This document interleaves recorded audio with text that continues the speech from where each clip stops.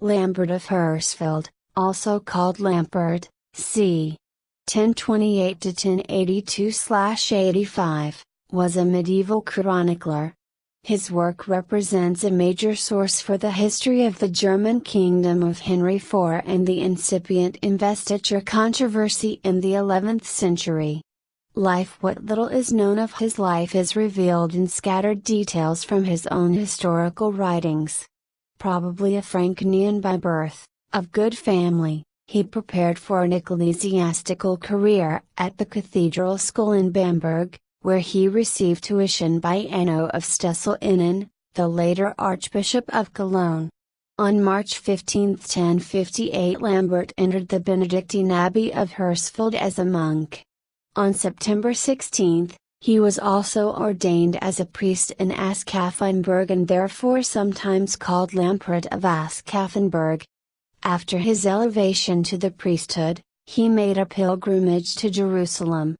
Back in Hersfeld in October 1059, Lambert worked in the cloister library and taught at the monastery school.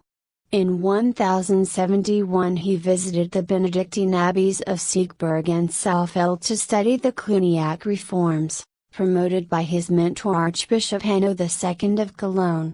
However, Lambert adhered to traditional Benedictine rules and remained reserved towards monastic reforms.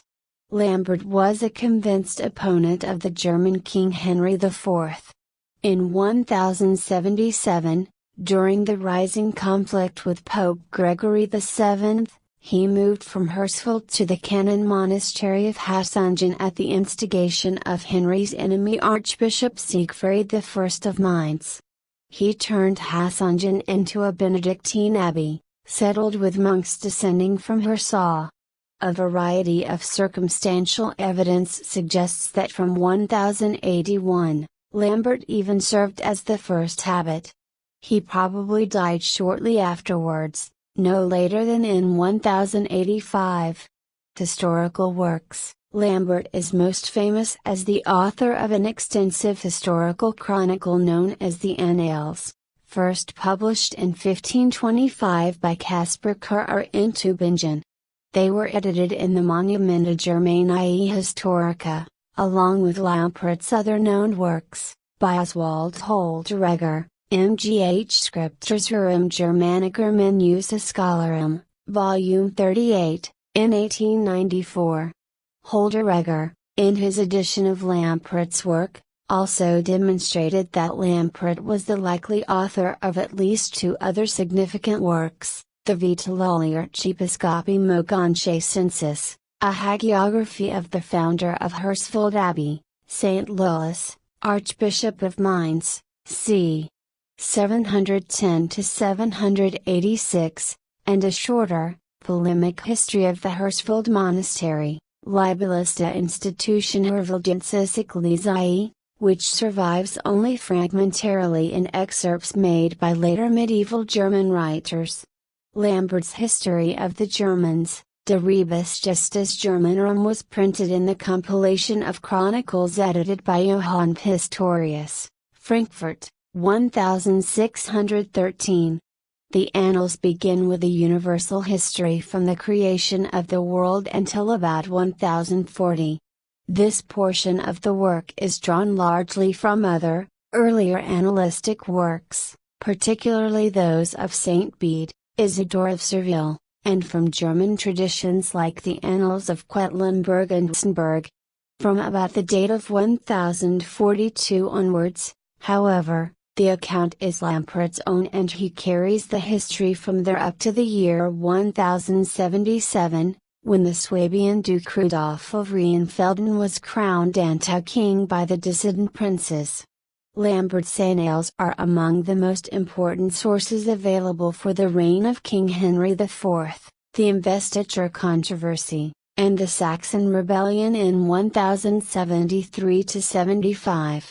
Among the significant events detailed in Lampert's history are the infamous coup of Kaiserswerth in 1062, Henry's famous walk to Canossa, where he submitted, albeit temporarily, to Pope Gregory VII, and the 1075 Battle of Langensalza, where Henry's forces defeated the Saxon and Thuringian rebels.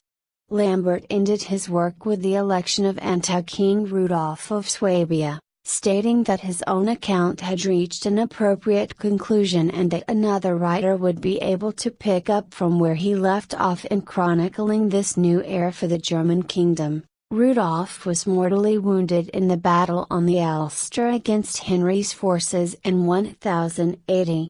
Lambert was superbly educated for his day and wrote in a fine, classicizing Latin peppered with references and allusions to Roman authors, particularly Livy, Sallust, and the playwright Terence. Like many of the classical authors he admired, Lambert fancied himself a cynical observer of elite society, casting a critical eye on the political melodramas and scandals of his day and chronicling the way in which power and pride corrupted rulers and perverted society, raising up the unworthy and punishing the good and decent.